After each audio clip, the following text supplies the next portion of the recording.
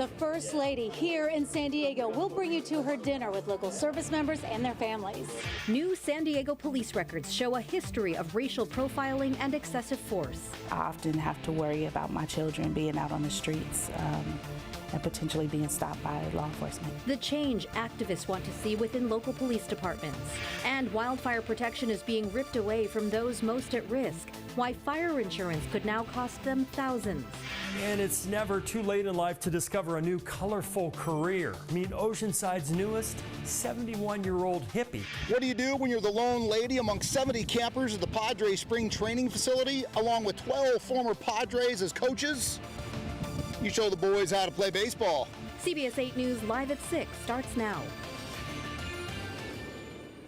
First Lady Jill Biden is in San Diego tonight, highlighting federal efforts to support health centers and military families.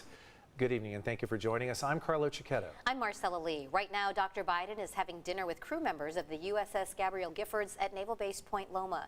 She flew in earlier today and headed straight to Logan Heights. At a clinic there, the First Lady talked about the administration's goal to cut the cancer death rate by 50% over the next 25 years. She then moved to a dinner at Naval Base Point Loma to highlight another initiative close to her heart. CBS 8's Anna Laurel is at that dinner right now where the First Lady just spoke and joins us live. Anna. That's right, you guys. She just spoke to the crew of the USS Gabrielle Giffords and their families. I have to tell you, it was so heartwarming and genuine. Jill Biden's own father was a Navy signalman in World War II. He made his way through college with the GI Bill. Her son, Bo, served a year in Iraq with the National Guard. So really, military life and the challenges that come with it, she understands uniquely and personally. Here's what she told them earlier. It's a privilege to call you my community, my military family, and it's wonderful to be here with all of you today. So I'm excited to hear your stories and take them back to my husband, your president, so that we can better serve communities like yours. You, the family of this crew, may not wear a uniform, but with your love and support, with your sacrifice and your devotion, you are as critical to our national security as the engine is to the ship. And sailors, as you prepare to head out back to sea, know that the families who remain ashore will not be forgotten by your president or by me.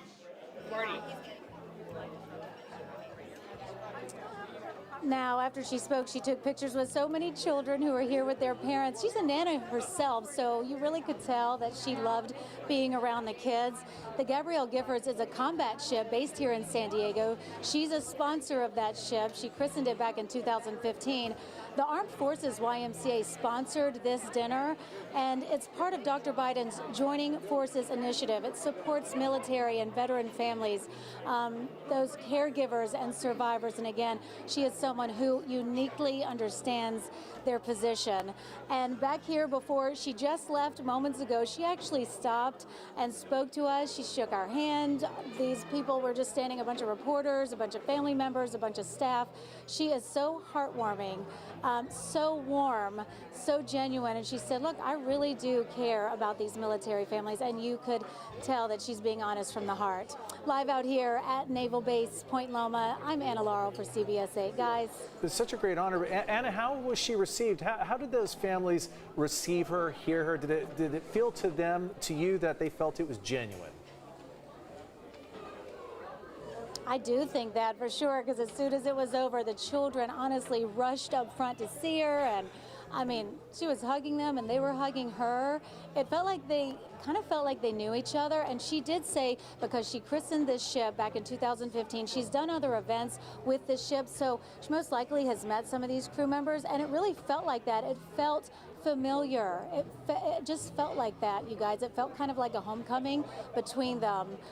You can tell when things are genuine and when they're not, and you could tell this was the real deal tonight. Sounds like a really special night for those families. Thanks so much, Anna.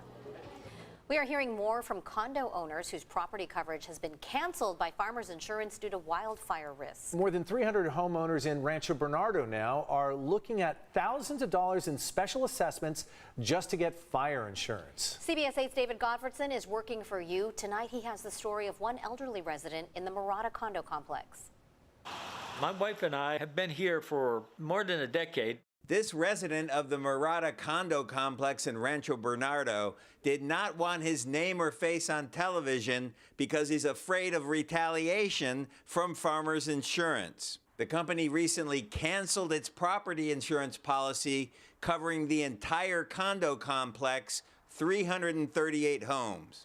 They have prepared some proprietary wildfire maps of their own, which they don't disclose, and it indicates that a lot of these condominium complexes are in extreme wildfire risk zones. Because the condos are connected, they need a single blanket property insurance policy of about $80 million. The HOA was able to find a temporary policy on the secondary market for the first quarter of 2023, but residents are worried they might be facing a special assessment of $2,500. That's on top of the $500 per month each condo owner already pays in HOA fees. Right now, we do have a policy in place because obviously, because we have a mortgage, it's absolutely essential that we have a master policy in place that's going to cover in case of wildfire damage here, and the bank insists on that in order to have collateral for their mortgage.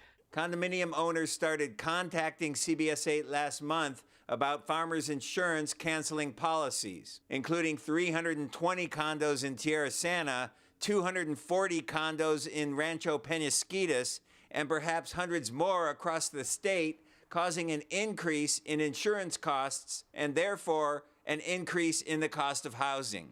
This problem will definitely, in my mind, create homelessness in the not too distant future. A scary prospect for this resident and his wife, who are in their 80s and on a fixed income. We'll survive this year, but if it goes on and something is done to resolve it, it's going to be a huge crisis throughout California that's going to result not only in the personal loss of units, but in the failure of condominium communities themselves. I reached out to Farmers Insurance, still no comment from the company tonight, but about 1 hour ago I did hear back from State Assemblyman Brian Mainshine. His office said in a statement, he hears the community's concerns and he is working with the Department of Insurance to find a solution. He also encourages people who have been canceled to file complaints with the Department of Insurance. David, the second fairly large condominium complex we've reported on just this week facing losing their fire insurance from Farmers. What kinds of solutions are out there for condo owners who are facing this problem? Well, California has a state-funded earthquake insurance program, and some people say it's time for a similar wildfire insurance program run by the state that's not just covering single-family homes, but also very large condo complexes. As we see more and more of these situations, we know that there's going to have to be a larger, broader solution because this is going to impact so many homeowners in California. David Gottfredson reporting for us. Thanks, David. Right now, San Diego County Sheriff's deputies are trying to return $250,000 worth of stolen property. Now, these items were taken from areas all across the county, and they were found in a storage locker in Santee in November. But the actual items were taken from construction sites and storage units in Encinitas, Jamul, and Alpine. Now, there have been no arrests in this case, but today the public was invited to come view the equipment to see if anything perhaps belongs to them. Another public viewing will be held tomorrow. That'll be from 8 a.m. until 1 p.m. at the Regional Crime Laboratory on Overland Drive in Kearny Mesa. A little bit of good news for SDG&D customers tonight. A climate credit is coming sooner than you expected. The California Public Utilities Commission is speeding up the credit so it arrives as soon as possible. Our political reporter Morgan Reiner has the details. I spent some time today going through over 100 social media comments, emails that people sent to our station, all saying they're seeing skyrocketing utility bills, and they don't know why. So I asked an expert. Retired 82-year-old Larry Lawrence and his wife have a little gas fireplace and a furnace in Elk Grove. All the restaurant, the stove, all that is all electric. In October, they paid $65. In November, it jumped to $214. By January bill was $664.52. That's for 30 days. In San Diego, Marnie Taylor's story is the same. The SDG&E bill that we just got is the highest I've ever seen, close to $630. There's 2 of us. We have no small children. We're middle-aged.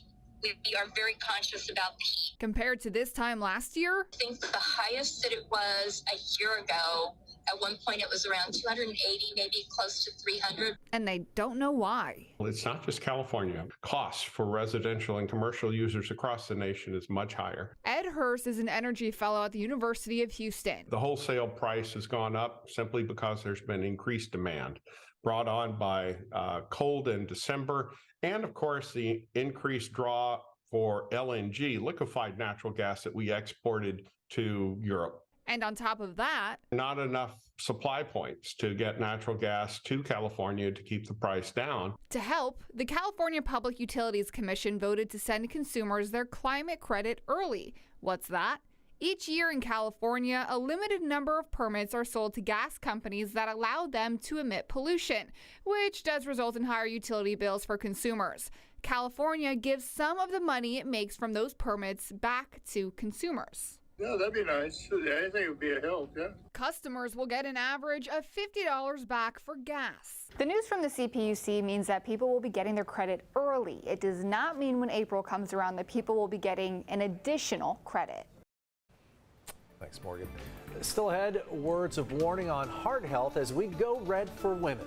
Plus, a new age hippie is bringing her retro wardrobe to Oceanside. We are eyeing an area of low pressure that's set to move in for this weekend across the state. What are the impacts for us here in San Diego County? All those details are coming up. And coming up next, we're learning more about the man behind a $100 million donation to a local nonprofit.